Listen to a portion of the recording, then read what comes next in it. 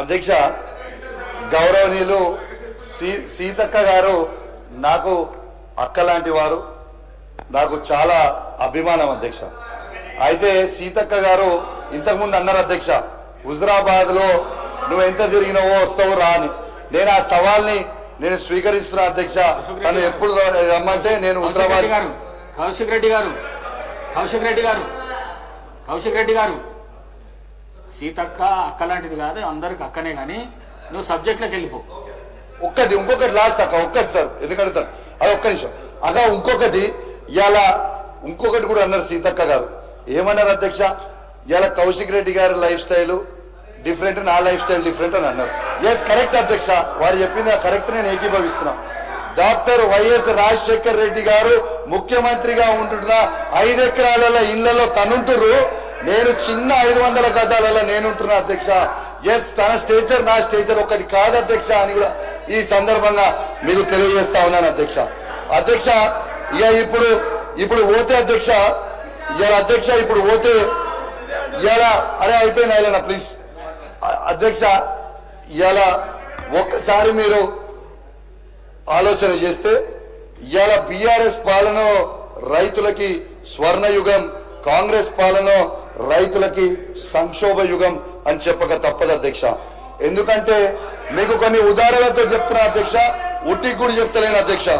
2014-2015లో 34,97,571 ఎకరాలకి వరి సాగు విస్తీర్ణం ఉంటే అధ్యక్ష, 2023-24లో 1,18,10,992 ఎకరాలకి విస్తీర్ణ పెరిగింది అని చెప్పక తప్పదు అధ్యక్ష. ఇప్పుడు అంటే 83,13,421 ఎకరాల పెరిగింది సాగు విస్తీర్ణ అని చెప్పక తప్పదు అధ్యక్ష. అధ్యక్ష ఇదే సమయంలో వరి ధాన్యం ఉత్పత్తి 2014-2015 అధ్యక్ష కేవలం 68,17,273 టన్నుల నుంచి ఇవాళ 2,60,88,127 టన్నులకి పెరిగిందంటే ఇది కేసీఆర్ గారి హయాంలో పెరిగింది. వాస్తవం కాదా?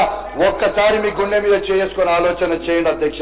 అంటే 1,92,70,854 టన్నుల ఉత్పత్తి పెరిగింది. ఇది వాస్తవము. దేశంలోనే నంబర్ 1 గా నిలబెట్టింది ఇది కేసీఆర్ గారి ప్రభుత్వం అని చెప్పక తప్పదు అధ్యక్ష.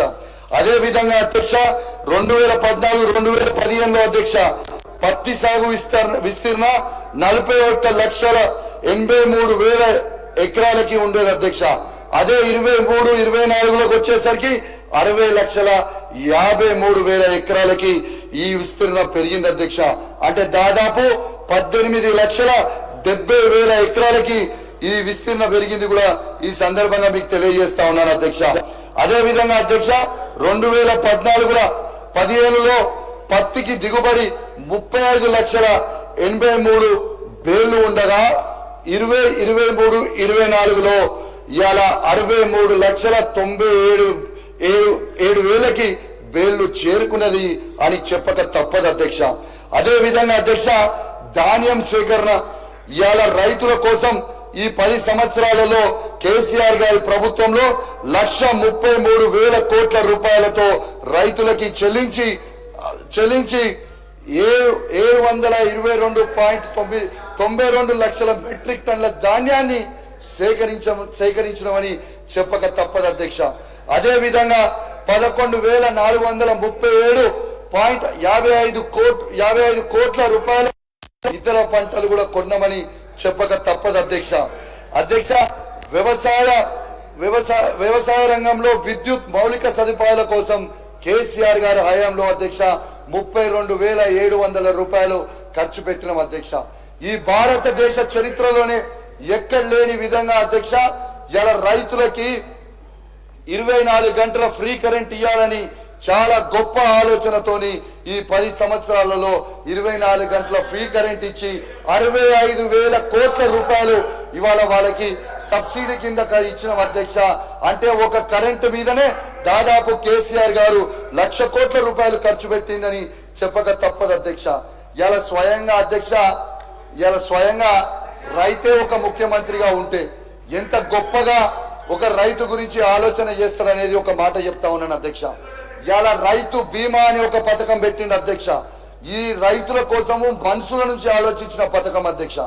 ఇది దురదృష్టవశాత్తు ఎవరైనా రైతు జరిగిపోతే ఆ రైతు కుటుంబాన్ని ఆదుకోవడానికి, ఆ రైతు కుటుంబం రోడ్డు మీద పడకుండా ఇవాళ దినవారం తిరగకంటే ముందే వాళ్ళ అకౌంట్ లో 5 లక్షల రూపాయలు వేసి ఆ రైతు కుటుంబాన్ని ఆదుకుంటున్న పథకం రైతు బీమా పథకం అని చెప్పక తప్పదు అధ్యక్ష. ఇవాళ దాదాపు ఈ 10 సంవత్సరాలలో అధ్యక్ష రైతు బీమా పథకం 1,06,478 రైతు కుటుంబాలకి వేసినాం.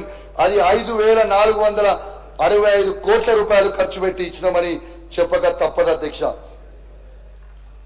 అధ్యక్ష, బిఆర్ఎస్ ప్రభుత్వం అధికారికంగా రైతులు పంట పండించిన ప్రతి గింజని మేము అధికారికంగా స్వీకరిస్తామని ఇవాళ కేసీఆర్ గారు ఆనాడు ప్రకటించింది కూడా మీ అందరికి కూడా తెలియజేస్తా ఉన్నాడు అధ్యక్ష. అధ్యక్ష, ఇంకోటి కూడా అధ్యక్ష, ఇవాళ యూరియా అధ్యక్ష, ఇవాళ యూరియా కూడా ఆనాడు అధ్యక్ష, ఆనాడు యూరియా బస్తాలు ఇచ్చే ఉంటే పంటల సీజన్ స్టార్ట్ కాకంటే ముందే ఇవాళ యూరియా బస్తాలు మేము రైతులకి అందించేది అధ్యక్ష. కానీ ఇవాళ షార్టేజ్ అయితే ఉంది అధ్యక్ష. ఇది నేను చూపిస్తాను అధ్యక్ష. నా హుజురాబాద్ కాన్స్టిట్యున్సీ వీణవంక మండలం చెల్లూరు గ్రామంలో అధ్యక్ష మీరు చూడొచ్చు. ఇవాళ యూరియా బస్తుల కోసము చెప్పులు లైన్లో పెట్టింది ఒక్కసారి